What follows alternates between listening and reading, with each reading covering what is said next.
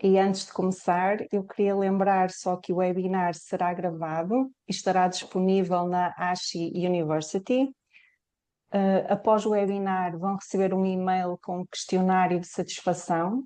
O preenchimento do questionário permitirá a obtenção de créditos pela vossa participação.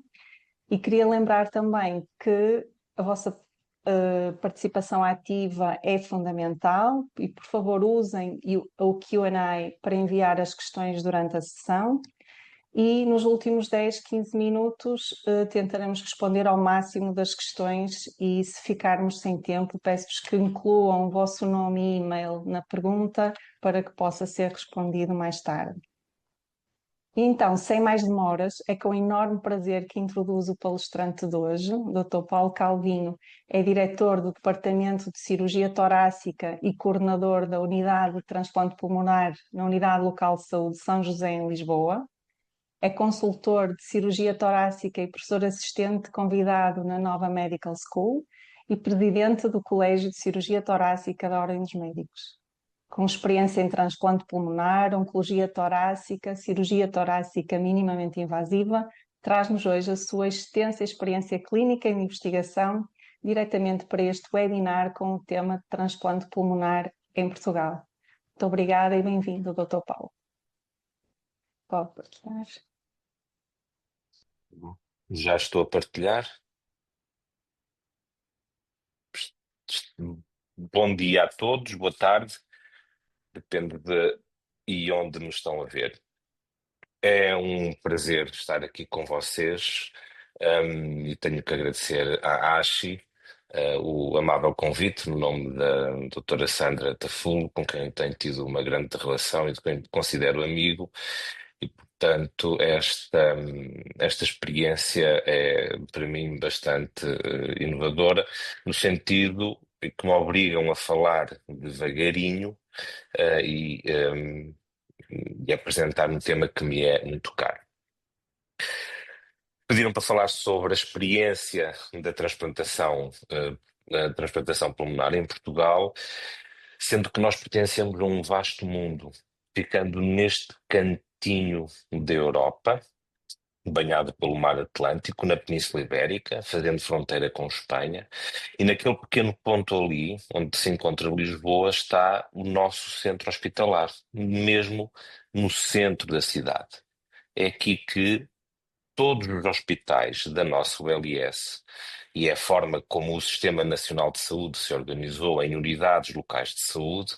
A ULS São José é composta por 8 hospitais e mais cerca de 20 ou 30 centros de saúde, sendo que o hospital onde eu trabalho é o Hospital de Santa Marta. Cada um destes hospitais tem a sua própria especificidade e o Hospital de Santa Marta é um hospital de um antigo mosteiro do século XV, do século XVI, que não tem nada a ver com aquela imagem que nós vimos inicialmente de um pulmão pendurado com todas as tecnologias que a inteligência artificial mostra que nós todos devemos usar. Portanto, isto é muito bonito, mas de facto precisa de uma nova ajuda.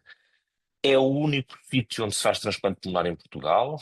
O Dr. Fragata liderou este projeto de 2007 a 2023 e vamos voltar a ele mais tarde. E como vocês vão ver, penso que também não há necessidade de termos mais nenhum centro de transplante em Portugal.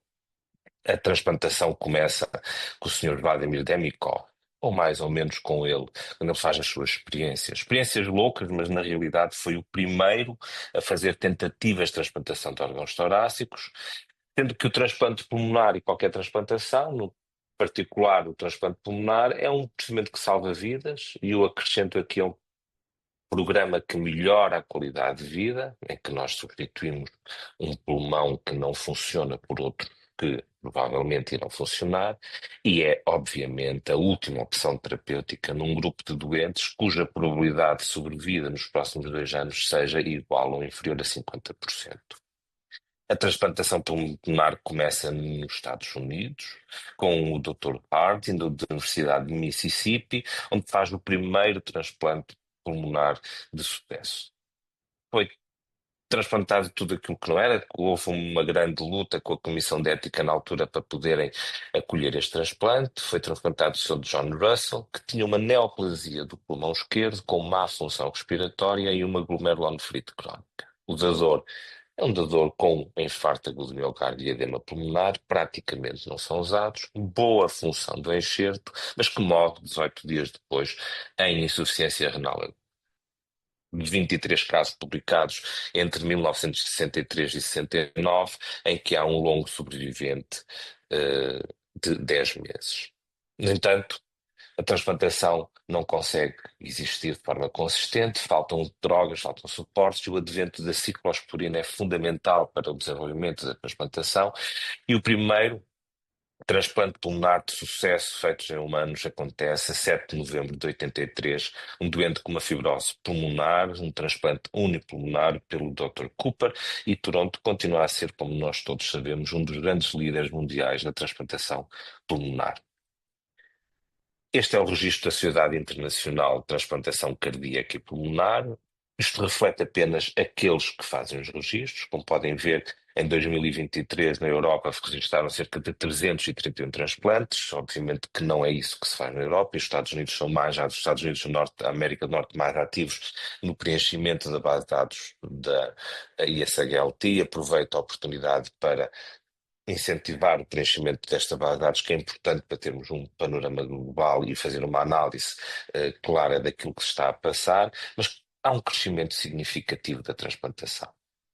E este crescimento acontece pela necessidade, e tem vindo a aumentar conforme é possível ver neste gráfico, principalmente na transplantação do adulto, tem vindo a aumentar tanto a necessidade como também o desenvolvimento técnico e científico, no sentido de promover e atingirmos o maior número de doentes possível, o envelhecimento da população, o aumento da doença crónica, que é o peso nos nossos sistemas de saúde. Portugal é um país relativamente pequeno. Nós temos 10,7 milhões de habitantes, de Faro a Chaves são 738 quilómetros, portanto nós podemos chegar a todo lado. Eu há umas semanas atrás, e a doutora Sandra Tafou foi testemunha, fiz o exercício, pus quantos Portugais cabem no Brasil, e cabem cerca de 96 Portugais dentro do Brasil. Os Estados Unidos, sendo um país de dimensão maior que o Brasil, cabem muito mais, ou seja, as questões logísticas e o chegar a todo lado torna-se mais difícil, mas nós conseguimos. De Lisboa, que é onde nós estamos localizados, conseguimos chegar a todo o país em cerca de 1 hora e meia a 2 horas, sem grande esforço, o que permite, de facto, conseguir atingir todo aquilo que é o nosso potencial de doação num único centro. Santa Marta é um hospital pioneiro em muitas áreas. Santa Marta acolheu Egas Muniz, o nosso Prémio Nobel da Medicina, e acolheu Machado Macedo, o pai da cirurgia cardíaca e torácica em Portugal, fundamentalmente o pai da cirurgia torácica. E, conforme nós sabemos, nós nunca vamos estar 100% preparados, é impossível conseguir controlar todas as variáveis, e mesmo assim, em 1991, o Dr. Rui Bento, que era o responsável da cirurgia cardiotorácica na altura, faz o primeiro transplante cardiopulmonar de sucesso, com uma sobrevida de cerca de 1 ano, primeiro e único transplante cardiopulmonar feito no nosso país. O transplante pulmonar acontece em 2001 com o primeiro transplante unipulmonar, feito pelo Dr. Vaz Velho sob a liderança do Dr. Roquete, e desde essa altura nós tivemos um programa jovem, um programa a considerar as variáveis que não conseguimos controlar, e até 2007 foi residual. Até que, em 2008, o professor Fragata, juntamente com o Dr. Martelo Cirurgião Torácico, na altura o Dr. Anfambre, viu em que é especialista, reorganizam o programa. O que é que significa reorganizar? Isto foi um dos momentos-chave do programa de cirurgia de transplantação pulmonar no nosso país, foi a criação de protocolos. Esta criação de protocolos permitiu sistematizar os procedimentos, permitiu, de uma forma clara, como é de conhecimento de todos, prevenir algumas das variáveis, antecipar algumas das variáveis, de forma a também que todos os procedimentos fossem reprodutíveis em determinada altura, alterar o procedimento no sentido de melhorar o outcome. Há uma formação de equipas dedicadas. Até lá, era quem estava disponível e de serviço fazia a escolha dos receptores, fazia a escolha dos procedimentos, e aqui não. Há uma formação de equipas que são dedicadas ao transplante pulmonar, profissionalizando-as, incluindo estes conceitos da multidisciplinaridade e da interdisciplinaridade, de forma a que todos concorressem para o estudo da situação e que todos concorressem para o sucesso daquele transplante em particular, e que é ainda uma das chaves dos resultados que nós temos de transplante, onde incluímos pneumologista, cirurgião, psicólogo, assistente social, os técnicos de perfusão, a reabilitação, a farmácia, a nutrição, portanto, todos aqueles elementos que são necessários a um programa desta envergadura. E sim, com esta liderança e com esta mudança de paradigma, nós conseguimos aumentar o número de transplantes pulmonares nos anos seguintes. Portanto, em 2019 fizemos logo 11 transplantes pulmonares e continuamos sem nunca chegar aos 20. Era uma meta que se atingia. Eu cheguei a Santa Marta em 2015, no final do ano de 2015, e desde dezembro de 2015 a janeiro de 2016, nós não tivemos nenhuma, de março de 2016, não tivemos nenhuma referenciação. E, portanto, aqui tínhamos uma equipa organizada, tínhamos uma equipe motivada e precisávamos da matéria-prima para poder trabalhar. Tínhamos receptores, tínhamos muitos doentes, na altura estávamos a enviar uma quantidade significativa de doentes para a Espanha, e nesta altura decidimos rever porque é que nós não tínhamos tantos dadores e trabalhávamos com os critérios ideais, e foi fundamental trabalhar com os critérios ideais para termos pulmões em condições ótimas, no sentido de poder ter o melhor resultado possível para melhorar enfim, para melhorar até a própria motivação da equipa. Resultados desastrosos sucessivos desanimam e desmotivam, e nós alteramos para os critéririos extensivo, não fomos para os dadores marginais, isso vamos falar um bocadinho, mas critérios hum, alargados da doação. Com idades inferiores a 70 anos, sendo que hoje já vamos aos 75 anos, permitindo fumadores com mais de 20 unidades maço-ano, portanto, e todos estes critérios que são conhecidos por quem trabalha na transplantação pulmonar. Sendo que introduzimos aqui a variável de ataque torácica, todos os doentes, todos os doadores, a partir deste momento, faziam uma ataque torácica para poder acomodar dadores de critérios alargados, e na realidade, só esta mudança não produziu um efeito imediato, e com a ajuda do nosso gabinete, onde nós percorremos o país, de unidade em unidade, de hospital em hospital, de gabinete em gabinete, juntamente com o IPST, e depois com esta plataforma criada em 2017, 2018, onde todos os doadores eram registados, permitiu-nos rastrear mais potencial de doação em morte cerebral, além de fazer uma intervenção na imprensa. Isto é o diretor do Gabinete de Coordenação Enfermeiro, Fernando Rodrigues, junto dos mídia, onde nós fazíamos a sensibilização à referenciação à doação de pulmão, bem como à manutenção do órgão em cuidados intensivos. Eu estou, noutro momento, também a promover a doação de pulmão e falar sobre a necessidade e a sensibilização da referenciação de pulmão. E conforme diz a enfermeira Paula Pico, que espero que me esteja a ouvir, criar afetos, criar pontos de relação com os hospitais de referenciação. São os hospitais de referenciação dos nossos doadores que, de facto, fazem possível o transplante acontecer, e em particular o transplante pulmonar, e é o momento de agradecer aos nossos doadores e aos seus familiares, de facto, esta possibilidade. E com isto conseguimos, de facto, alterar o paradigma, chegando em 2023 os 40 transplantes. O ano passado fizemos 40, de uma pequena diminuição, e este ano já vamos com 36 transplantes. Sendo que se notou um pequeno decréscimo no período de Covid, como é óbvio, tendo em conta todo o stress que estava a ser posto sobre os sistemas de saúde, mas na realidade Mesmo assim, nós continuamos com uma lista de espera à data de hoje com 59 doentes. A mortalidade calculada é de 12%, com um dropout de 3%. Estamos neste momento a fazer uma análise profunda da nossa lista de espera para perceber exatamente o cálculo daquilo que são os nossos fatores mais limitantes e quais são os nossos doentes mais complexos, introduzindo desde 2018, desde 2022, 23, os doentes hipersensibilizados, que também falaremos daqui a pouco e pertence também à ASHE.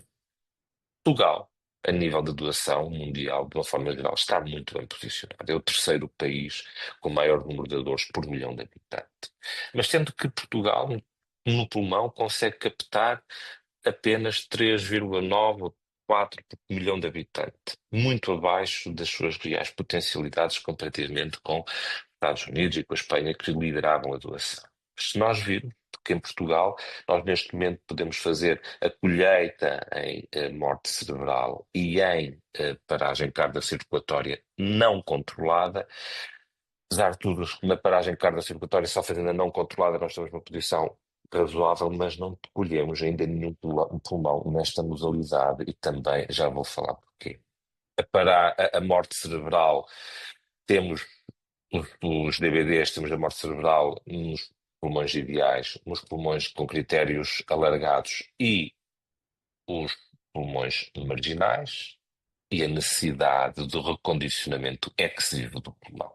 E tanto por questões de recondicionamento de pulmões marginais e perceber exatamente o que é que está a acontecer, também relacionados também com questões logísticas, sendo que hoje nós fizemos o primeiro caso há 2 dias, utilizar a temperatura estática a 10 graus, 8, 10 graus, para podermos prolongar o tempo de isquemia, sabendo também que melhora a qualidade do pulmão.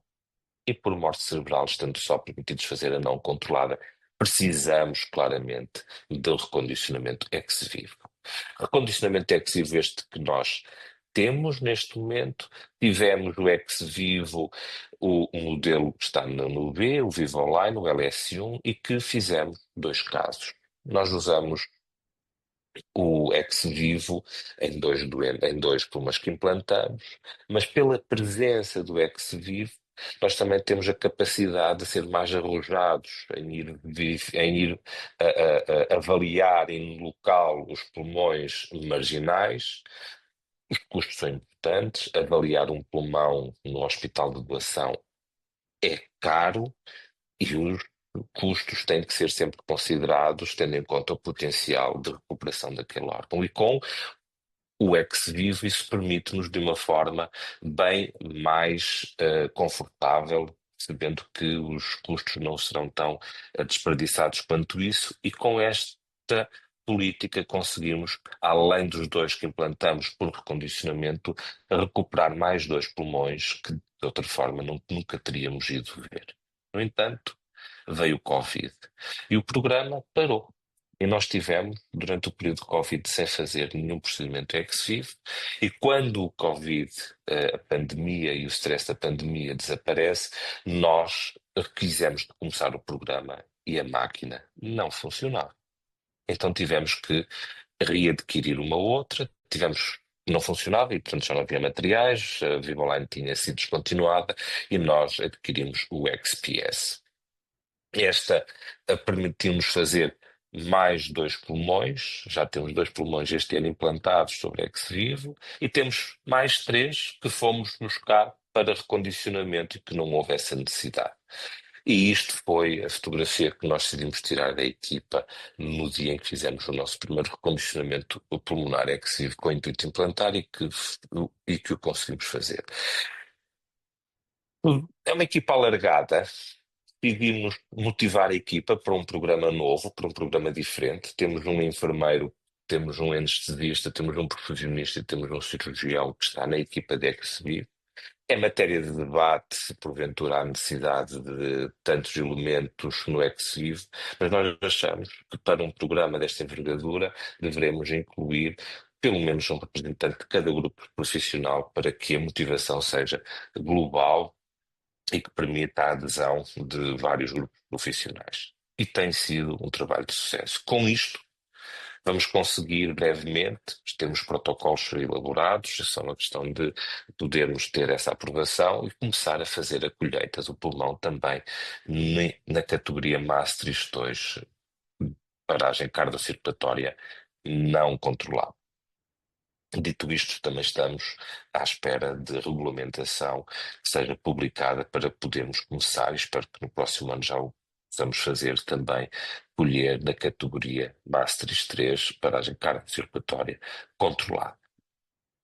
Este consenso alinha muitas daquilo que são as normas de seleção de candidatos para transplante pulmonar e das questões mais relevantes, além da patologia que se transplanta, a doença intersticial pulmonar, a fibrose quística que está em declínio com a terapias dirigidas, como o CAFTRIO, a COPD, a DPOC, doença pulmonar obstrutiva crónica, as doenças pulmonares, hipertensão pulmonar e a retransplantação, e todos eles têm timings diferentes, momentos diferentes para referenciação e o doente deve ser referenciado suficientemente precoce para se manter acostumado àquilo que é o programa de transplantação, que se habitua à ideia da transplantação e que seja, obviamente, monitorizado e estudado detalhadamente pela equipa antes de reunir condições para ser listado para a lista de espera.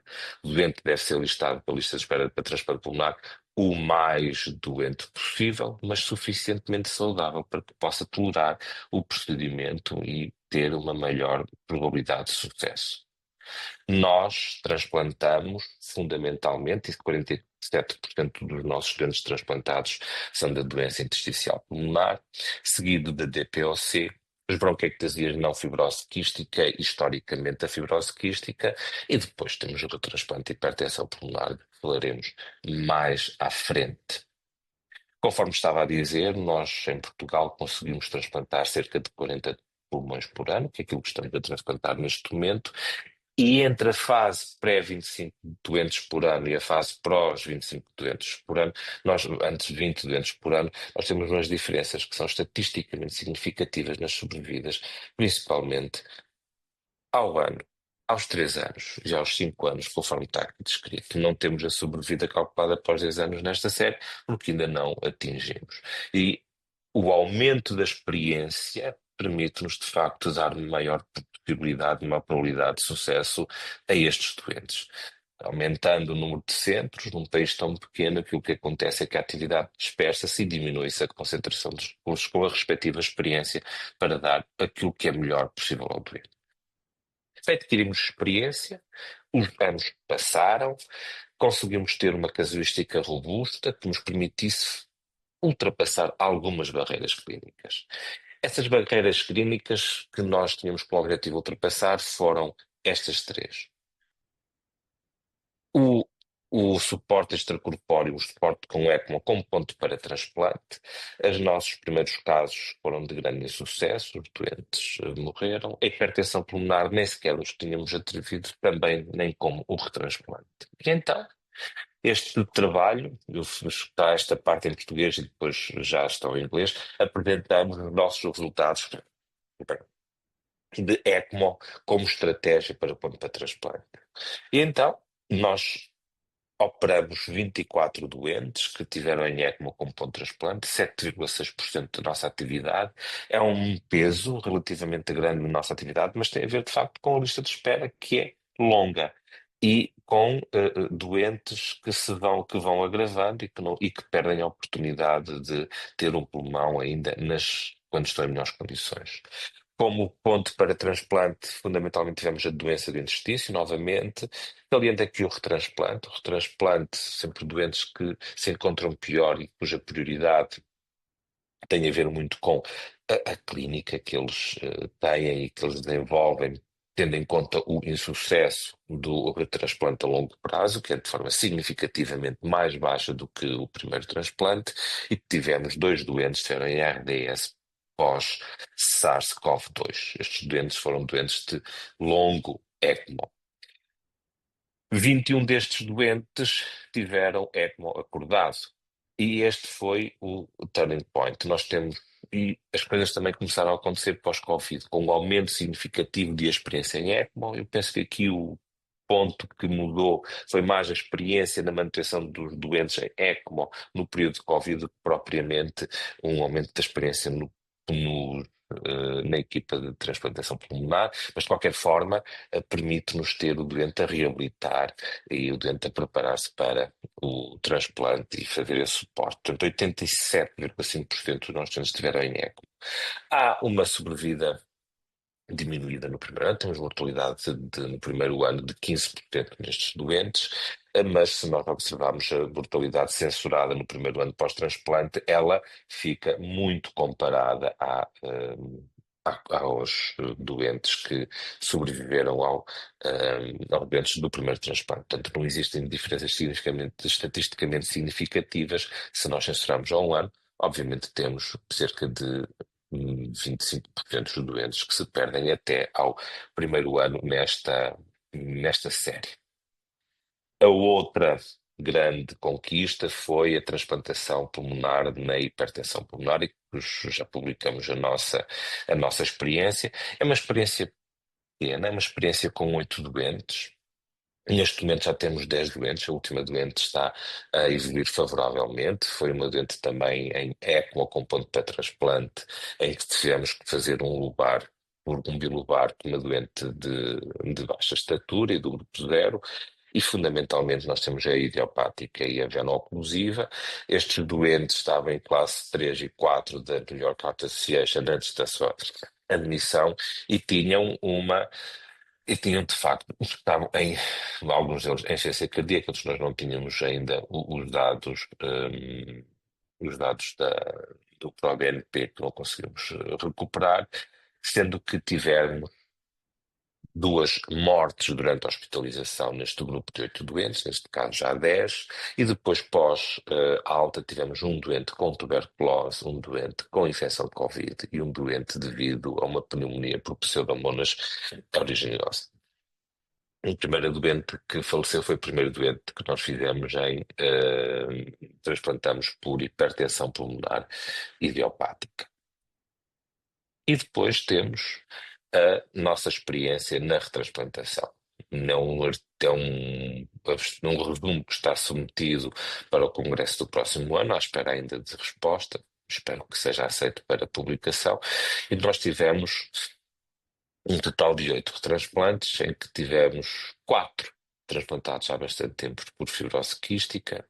Nós já temos neste momento 9 transplantes feitos, fizemos um há 2 semanas, um por uma fibrose pulmonar, uma por uma fibrose idiopática, um por pneumonite hipersensitiva, uma por monocardias e um doente que foi por uma bronquiolite pós-viral, uma bronquiolite obliterante pós-viral. Tivemos 6 casos de BOS como causa de retransplante, tivemos uma isquémia do enxerto e uma rejeição aguda associada à infecção. Esta isquémia do enxerto foi no pós-operatório imediato e foi, de facto, um transplante quase emocional. Era uma criança de 13 anos e que nós decidimos, apesar de tudo aquilo que nos dizem para não fazer, retransplantar. O tempo médio em espera, de lista de espera foi de 3,34 anos e o tempo médio entre o primeiro transplante e o segundo transplante foi de 3,7 anos. O tipo de transplante feito, fizemos bipulmonares em 6, fizemos bilobares em 2. O apoio circulatório intraoperatório foi ECMO-VE central em 4, ECMO-VV em 2. Uma CSC, uma doente com hipertensão pulmonar idiopática que estava em ECMO com ponto para transplante, em que o ECMO não foi possível fazer o esvaziamento das cavidades diretas, precisamos de um conservatório. Um foi sem suporte e 3 tiveram ECMO pós-transplante em ECMO-VA, um em ECMO-VV e sem suporte 4 doentes. Nós tivemos 3 mortes hospitalares nesses 8 doentes, tivemos uma rejeição aguda, tivemos 2 com disfunção precoce do enxerto do grau 3 e tivemos uma reoperação por hemótórax num doente que estava em ECMO pós, estava em ECMO preemptivo no pós-operatório. Censurando as 3 mortes, a sobrevida que nós temos até agora é longa e já temos um doente que tem quase 6 anos de retransplante e que se mantém bem. Portanto, o que nos dá algum ímpeto para continuar o programa da retransplantação e ponderar eventualmente a listagem destes doentes com maior precocidade. No entanto, nós não nos preocupamos só com os nossos resultados clínicos. É importante percebermos qual é o impacto que o programa de transplantação pulmonar tem na sociedade de uma forma geral e, portanto, a sustentabilidade de um programa de transplantação, de um programa desta natureza é importante, nas suas várias vertentes, na sua vertente económica, na sua vertente social, na sua vertente ambiental. Tentamos, de facto, ter em atenção estes objetivos para o desenvolvimento sustentável global, os vários objetivos, e, portanto, naquilo que diz respeito à saúde, há uma preocupação do nosso centro em que isso seja atingido.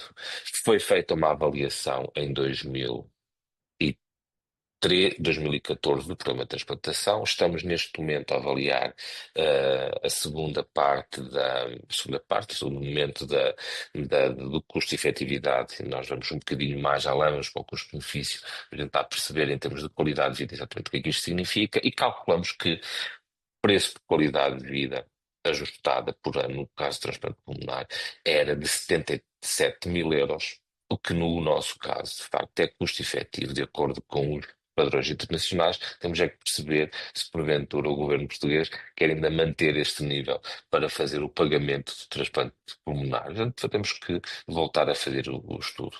Temos uma ideia de que os preços hoje em dia estão, apesar de ter passado tanto tempo, aquilo que nós estamos a gastar de transplante pulmonar é mais baixo, tendo em conta a concentração dos recursos e o número de transplantes realizados. O nosso centro foi acreditado com o grau de ótimo em 2025 pelo manual de acreditação que estamos a fazer na nossa Direção-Geral de Saúde e, na realidade, mudando, enfim, mudamos de assunto rapidamente, mas tudo isto vem de encontro àquilo que nós temos feito nos últimos anos, que é aproximando e desenvolvendo, no sentido de acompanhar as necessidades dos nossos doentes e acompanhando aquilo que é o desenvolvimento científico. E, portanto, naquilo que são o grande problema, e nós temos cerca de 40% dos nossos doentes têm VPRAs cerca de superiores a 30% a 40%. E, portanto, neste grupo de doentes com as terapias de dessensibilização, como a plasmaferese, como a imunoabsorção que nós não fazemos, protocolos de rituximab e o método personalizado. Isto é muito importante e aqui a ajuda dos nossos centros de sangue e transplantação, onde a doutora Sandra trabalha no Porto, e temos tido uma ajuda preciosa também do Dr. Luís Ramalhete, do Centro de Sangue e Transplantação de Lisboa, permitindo-nos elaborar um protocolo, também juntamente com a literatura e com o aconselhamento direto do grupo do FOS, neste grupo de risco, de baixo risco, aqueles que têm MFIs inferiores a 1.000. Fazemos a indução standard com basiliximab e MMF, portanto, micofluonato de mofetil e corticoide, e não fazemos mais nenhuma terapia. Temos aqueles que têm um baixo risco, entre 1.000 a 3.000. Continuamos a fazer a indução standard, com um basiliximab, micofluonato de mofetil e corticoide. Depois fazemos plasmaferese e imunoglobulina EV. E aqueles de alto risco, que são os que têm MFIs entre 3.000 e 5.000, ou então aquilo tem um somatório de 2, sejam superiores a 5.000, mas inferiores a 5.000 individualmente. Fazemos indução com ATG, plasmaferese, imunoglobulina no pós-operatório e a imunossupressão de manutenção.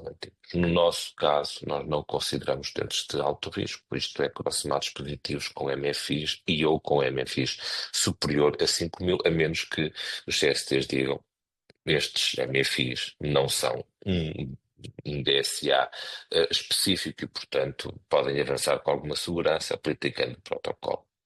Fazemos 5 sessões de plasmaferese, que é feita pelo nosso departamento de imunohemoterapia, e fazemos a imunoglobulina nestas doses e o ATG nestas doses. Nós temos, neste momento, 2 doentes a fazerem isto na nossa unidade, nos 2 últimos transplantados. Um tinha um DSA alto e outro tinha 100 DSAs, mas tinha um cross-match positivo fraco. para os células B, tem um rácio de 1,5, 1,6, se não for assim, depois da doutora Sandra Cobrismo, e está mesmo a fazer imunoglobulina, que os tubados estão a evoluir favoravelmente. De facto, além destas ferramentas, e aqui há uma outra coisa que nós não, que eu não escrevi, isto foi um slide retirado do programa Gama, que achei muito interessante, para ilustrar exatamente que nós estamos numa outra fase. E noutra fase, que será o doseamento do DNA circulante, de forma a conseguirmos detectar precocemente alguma lesão pulmonar. O pulmão tem um problema da infecção, e tendo este problema da infecção, o confunde muito o padrão da elevação dos DNA circulantes, e, portanto, é preciso para cada doente termos o perfil e avaliá-lo, e, portanto, continuar uma pesquisa naquilo que são biomarcadores imunológicos e utilizando as ferramentas de inteligência artificial para analisar estes dados. Bem, eu não estou a falar da inteligência artificial. Não é moda, também é moda, mas mesmo antes de ser tão divulgado, uma das coisas que eu tinha conversado com os nossos parceiros, juntamente até com a Sandra Tafulo, disse isso algumas vezes, o Luís Ramalhete e outros colegas, que na realidade nós temos tantos dados, mas não conseguimos fazer deles nada, não temos ferramentas que os consigam trabalhar.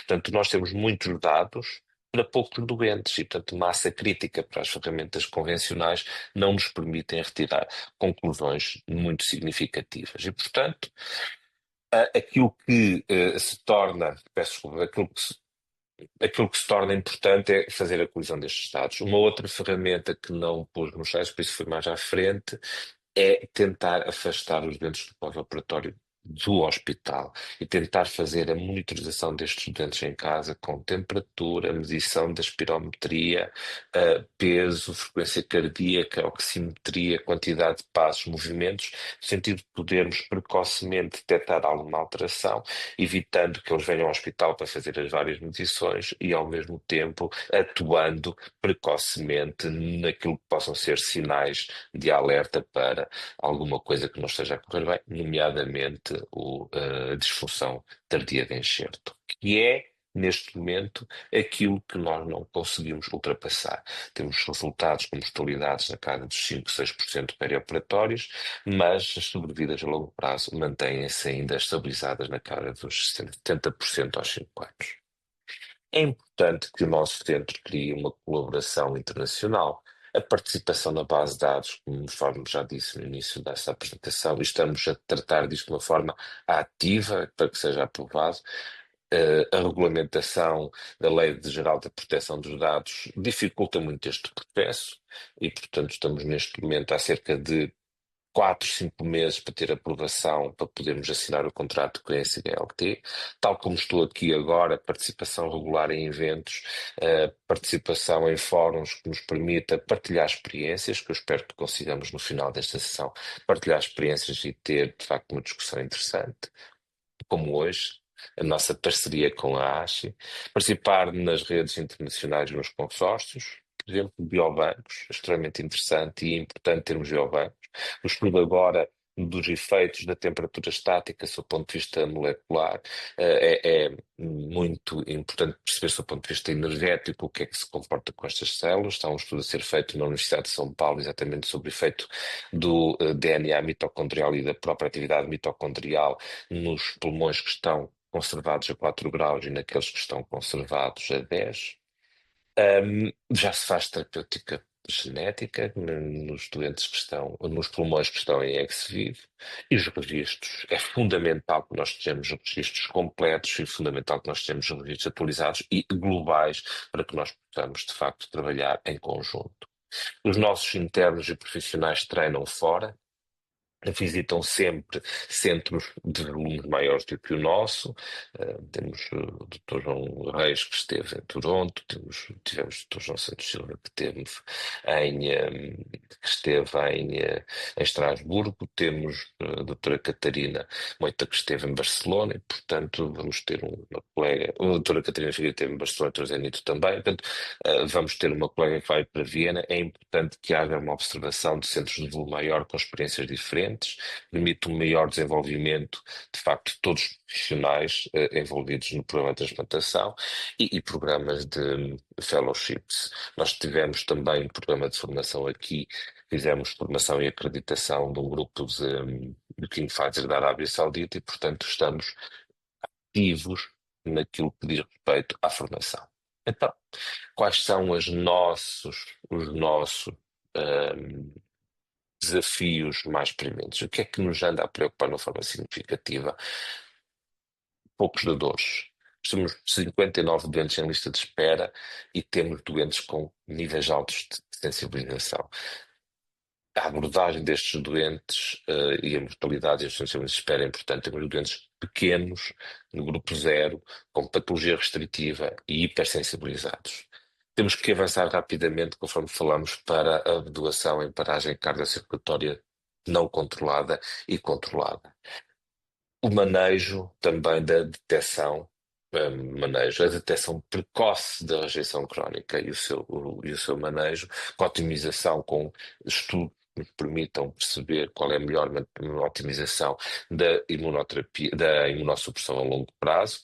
Isto, na realidade, é tentar customizar a imunossupressão às necessidades reais daquele doente, fazendo o balanço na realidade daquilo que é necessário para que o órgão não rejeite, mas para controlar aquilo que são as complicações da imunossupressão, a neoplasia, a infecção. Integrar todo este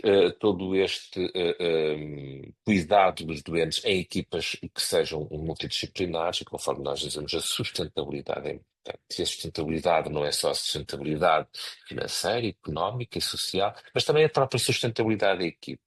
Nós, neste momento, temos já um grupo de 3 cirurgiões que são absolutamente autónomos na transplantação e, portanto, já não é tudo dependente de um só cirurgião. Temos uma equipa de pneumologistas vastas e a maior parte dos nossos anestesistas são capazes de controlar uma anestesia de um transplante pulmonar do princípio ao fim.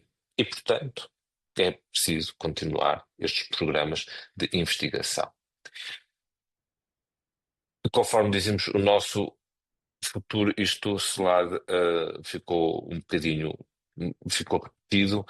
O futuro passa exatamente pelo preenchimento da base de dados, passa pelo desenvolvimento de programas, desculpem que este slide ficou mal, eu não me tinha percebido.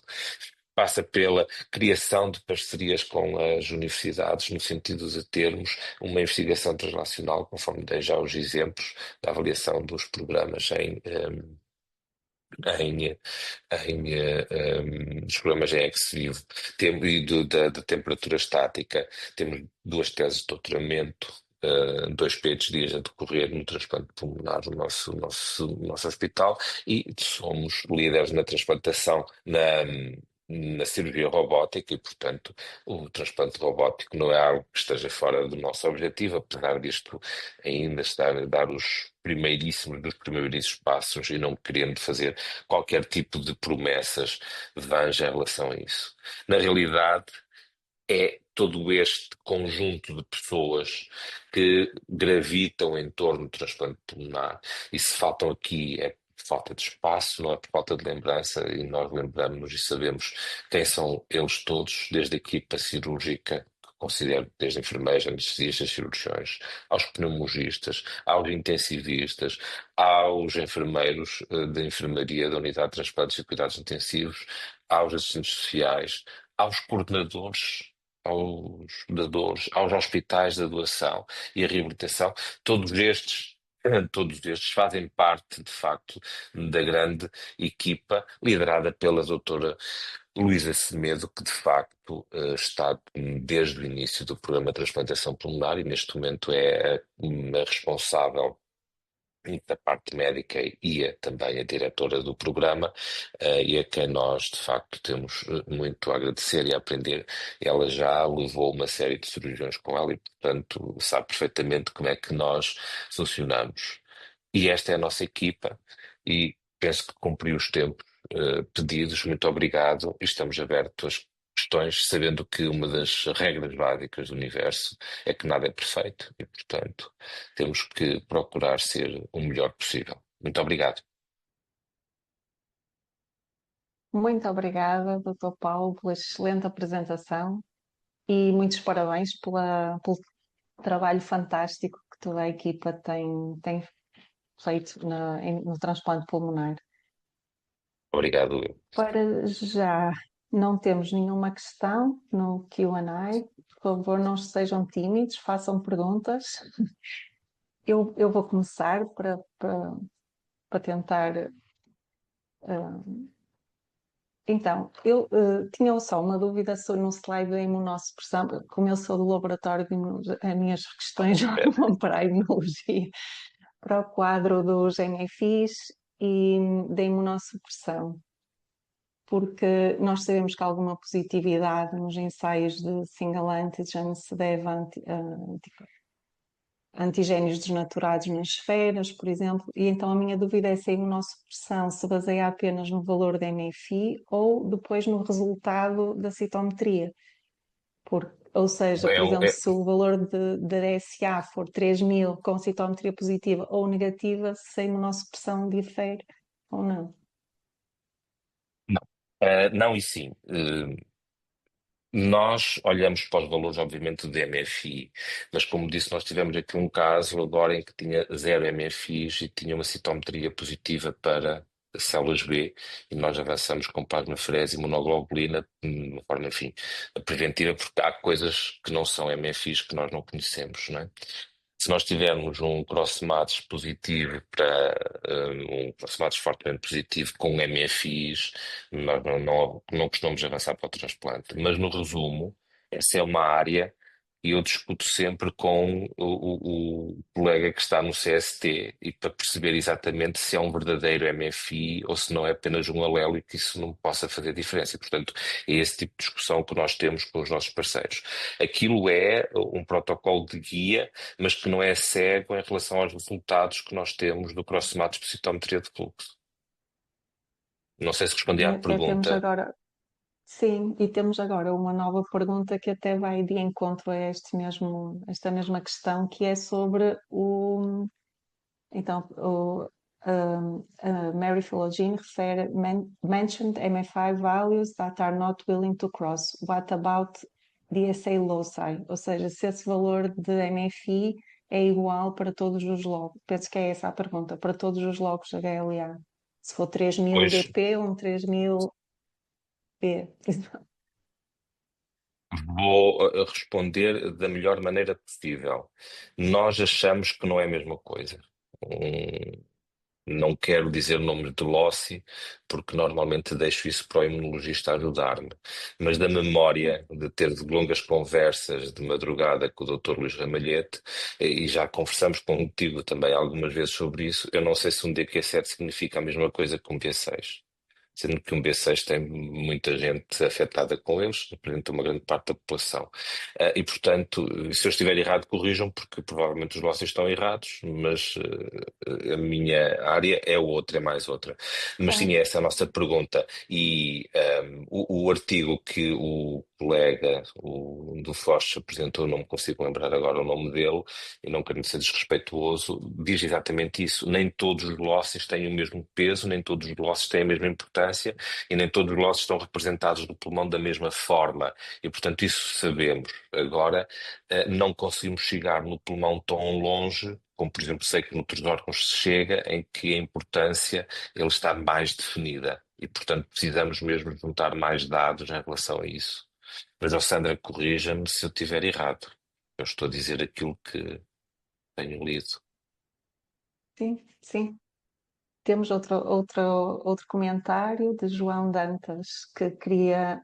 ah, I would like to congratulate Dr. Paulo Calvinho and his team for the fantastic job performed so far, due to his team collaboration, cuja dedicação e colaboração permitiu a abertura de centros de transplante pulmonar. Portanto, não é nenhuma pergunta, efetivamente. Portanto, eu tinha aqui apontado outra Palavras, pergunta, mas palavra, que. palavra de, Desculpe. tenho que dizer uma palavra de apreço ao João Dantas, ainda lhe estou a dever uma resposta a um WhatsApp. Grande abraço, João. Hum, uma pergunta que eu tinha aqui anotada, mas que entretanto foste respondendo durante a apresentação, era sobre a potencialidade de doação com o alargamento dos DCDs, não é? Com a doação controlada. Estamos à espera. Vou ser otimista, fazendo aquilo que é a transferência dos dados de Espanha e dos dados e dos dados da Holanda, em que nós podemos aumentar até 40%, né? Mas também temos que ser mais realistas daquilo que é a realidade portuguesa e poderemos não atingir esses valores, por contingências várias, sem qualquer tipo de juízo de valor. Eu penso que podemos aumentar entre 20% a 30% a nossa performance e o nosso número de dadores com o DCD-3. Estou convencido que o DCD-2, quando conseguirmos ter aprovado finalmente o nosso protocolo, consigamos ter mais 5, 6 pulmões por ano, né? Que esse é o rácio de recuperação. Sei que Toronto que tem um grande programa, como todos sabem, e está a recuperar cerca de 20%, se não estou enganado, dos DCD2 que lhes estão referenciados. Para o caso dos doentes hiperimunizados, faria algum sentido colaboração com Espanha, um programa de hiperimunizados com Ibérico? Ou pela Muito logística não sentido. faria sentido? Se nós nos compararmos na dimensão de Espanha, nas dimensões do Brasil ou dos Estados Unidos, e se nós formos mais além até naquilo que é o possível ir, até podemos ter drones a fazer coisas, ou seja, as distâncias não devem ser medidas de uma forma tão rígida hoje em dia. Porquê? Porque nós também temos a capacidade de preservar os pulmões por mais tempo e, portanto, podemos ir mais longe. Faz todo sentido colaborações internacionais nesse sentido, como é óbvio. Nós estamos ainda muito espartilhados pelo protocolo que existe entre nós e a Espanha, portanto, oferecemos só aos sedentários, ainda não temos propriamente uma partilha destes doentes hiperimunizados, e, portanto, acho que faz todo sentido nós colaborarmos com eles e eles colaborarem connosco. Isso faz todo sentido. Temos mais uma questão sobre a NFI, a Maria Peixoto, que questiona, também são Mas antes da considerados. pergunta, Sandra, depois ajudas-me a Sim, responder às perguntas da MFI. A Sandra é a nossa consultora, juntamente com o Dr. Luís Ramalhete. Portanto, ela é que nos diz o que a gente deve fazer, não é? são considerados somatórios de MFI, dos anticorpos, ou apenas valores isolados? Consideramos somatórios. E explico porquê, uma razão muito simples. O órgão é uma espécie de esponja de anticorpos. E, portanto, se eu tiver muitos anticorpos a circular, eu imagino, imagino que ele vai absorver todos aqueles anticorpos que circulam. Se eu tiver 7 losses com 1.500 cada um, vai dar 10.000 de DSAs, vão ser todos a concorrer para o pulmão ao mesmo tempo. A pergunta está é se esses losses são importantes ou não para o pulmão.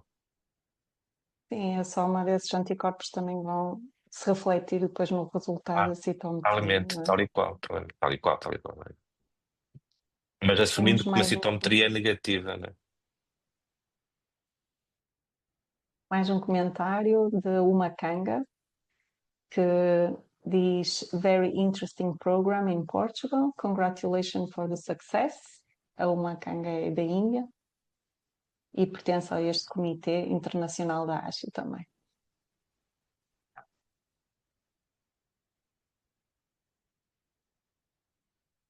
Para já não há mais questões.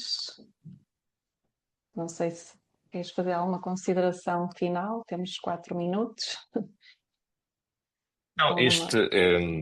não, os desafios que nós tínhamos falado, e já que estamos aqui na, numa sociedade de imunologia, de facto, um dos nossos grandes desafios, e nós temos resistido, em transplantar doentes que estejam muito hiperimunizados, porque, na perspectiva de quando temos aproximados, obviamente positivos, ou quando temos valores muito altos de SIAs, nós temos ao lado um doente que está limpo. E é isto que nos também dá a garantia de um sucesso. Uma das coisas que é importante num programa de transplantação é, de facto, a disponibilidade de órgãos juntamente com com as listas de espera. As listas de espera muito altas, nós temos que dar a melhor hipótese àquele órgão. Então temos que transplantar sempre aquele doente que teoricamente terá a maior probabilidade de sucesso. Que entramos em vários princípios, que é o princípio da equidade distributiva, que é o princípio do direito de cada um e que é o princípio da justiça. E, portanto, nós, neste momento, sofremos um pouco com aquilo que é o excesso de conhecimento, excesso, no bom sentido, o muito conhecimento das coisas na realidade, as poucas ferramentas que ainda temos para poder atuar. E aquilo que estamos desejosos de é aumentar o nosso pool de dadores e a entrada para o Maastricht 3 é absolutamente essencial. A capacidade de resposta está instalada para podermos, de facto, diminuir a mortalidade em lista de espera, que é aquilo que nos está a preocupar. Os doentes hiperimunizados e os doentes de pequena estatura. Portanto, precisamos, obviamente, de mais dadores para poder fazer mais e melhor. Por outro lado, ainda tenho mais 2 minutos, tem a ver com o facto de que a concentração da experiência é fundamental, não é? O ato repetitivo, o termos de facto a capacidade de poder juntar know-how com um número significativo de transplantes para podermos arriscar em transplantar doentes com DSAs e fazer plasmaferese. E acho que isso é fundamental, não é? Portanto, é um projeto contínuo, multidisciplinar, que não pode acabar nem começar em 2 ou 3 pessoas. Claro. Sim. Vamos ter que encerrar. Eu queria agradecer a todos pela participação no webinar de hoje, mas muito especialmente ao Dr. Paulo Calvinho por ter partilhado toda a experiência Foi, connosco neste foi um fantástico gosto. webinar. E queria ainda relembrar que a gravação desta sessão ficará disponível na ASHI University e, por favor, preencham o questionário após esta sessão, porque o vosso input é muito importante para nós, para melhorarmos e planearmos webinars futuros, mas também vos vai permitir ter os créditos de participação. Muito obrigada a todos e espero ver-vos no próximo evento. Excelente dia para todos. Obrigada. Obrigado, muito obrigado. Obrigado.